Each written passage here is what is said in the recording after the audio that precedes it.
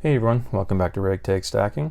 In today's video, I'm going to be talking about the biggest mistake that you can make when stacking silver, and it's a pretty easy concept to understand. For me, I think the biggest mistake is getting into silver stacking without setting a budget. It's a small thing that you might overlook or not think about, but it's something that will snowball if you let it get away from you, and it can cause many problems down the road.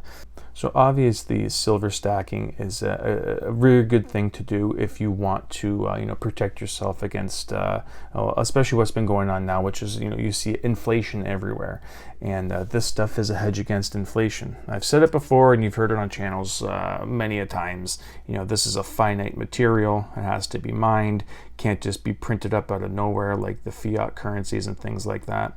So, it is a good idea to move some of your fiat currency into these precious metals to preserve your wealth, to hedge against the inflation that isn't present here, but can be affected with those fiat dollars. But unfortunately, those fiat dollars and that currency that you want to convert to preserve your wealth, unfortunately, those bills still play a huge part in today's world. Cash, unfortunately, is still king right now in the system that we have. So obviously, you're going to be needing to have cash on hand so you can pay for your groceries, you can pay your bills. You're going to want to have cash on hand for emergencies. Say power goes down and you just can't swipe a credit card for gas or whatever you need. Obviously, you're going to want to have some cash on the side for emergencies and things like that. But in today's world, it's still, in your day-to-day life, cash still plays a big part in it.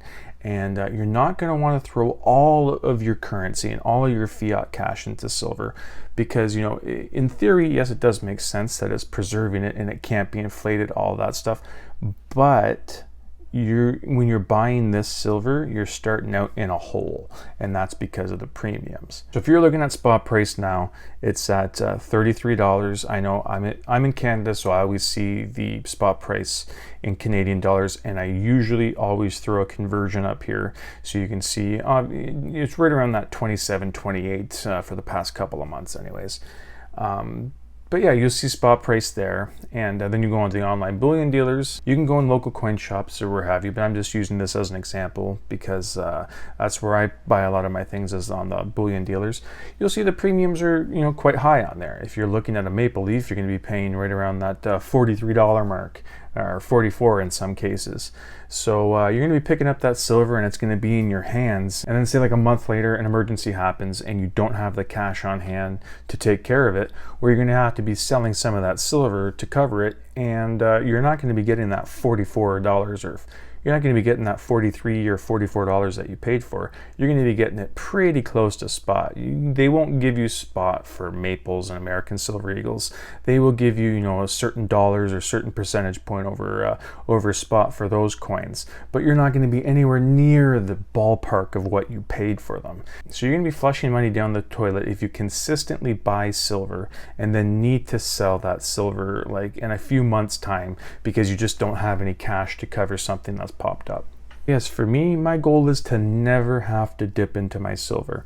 I want to have my budget so that, I put away a certain amount, pick up that silver and forget about it. Just put it in the stack. Obviously, I make videos, so I play with a lot of the silver too. But yeah, you just going to have to pick up your silver and forget about it. Just hold on to it for down the road. If you're consistently needing to dip into your silver to pay off things, stop what you're doing and reassess your finances and reassess your budget, because you are losing money every time you need to quickly flip your silver again if you just bought it like a month before. I was terrible with budgets before silver. The funny thing is, once I started stacking silver, I started learning more about money. That's the funny thing that happened. I never was really financially illiterate or a dummy or anything like that. But, I could never stick to a budget. I would always overspend, and grocery shopping. You always expect $50, $60 more just on impulse buying. I was terrible with money. But ever since I got into silver stacking and seeing the way the system is, and learning more about the monetary system and fiat currencies, it's really opened my eyes to real money and real savings and wealth preservation, and what exactly you can do to protect yourself. And yeah, it's definitely something that is good. I'm not saying don't stack. All I'm saying is make sure you're not getting in over your head. And I'm not saying you've failed or you're a terrible stacker, because unfortunately something might happen in your life that no matter how safe you were and how much you pinched pennies and you stuck to your budget, something might happen where you do need to dip into your stack. And it's unfortunately, but that's life. Unfortunately, you can't predict what happens. But you can try your best to be as efficient as possible with your money, and try to give yourself as much of a safety blanket as you can. Like I said, you can't predict the future and you can't predict everything that's going to happen, but you can actively stop yourself from self-sabotaging by just like overloading on silver that you can't afford and then having to sell it at a loss. There's ways of stopping that. You can control that. So I tend to focus on things that I can control, like the budget and how I spend my money. And I can't worry about something that I can't control, like something catastrophic happening and needing thousands of dollars at the drop of a hat because of, I don't even want to speak it into existence, some terrible things that could happen. But you can understand where things can just, your best laid plans, you know what I mean? So all you can do is try to do the best on things that you can affect, and keep going from there, and hope for the best. All you can do is control the things that you can control, and I think that's one of the best ways to do it with silver stacking, is set a nice budget. That's the best thing you can do.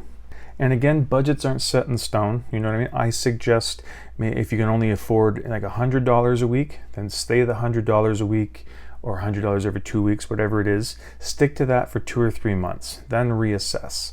Maybe a loan payment is paid off, you know what I mean, maybe a car has been paid off, whatever it is, you happen to be, maybe got a raise and you happen to have a little bit more money left over, then you can add it to the budget.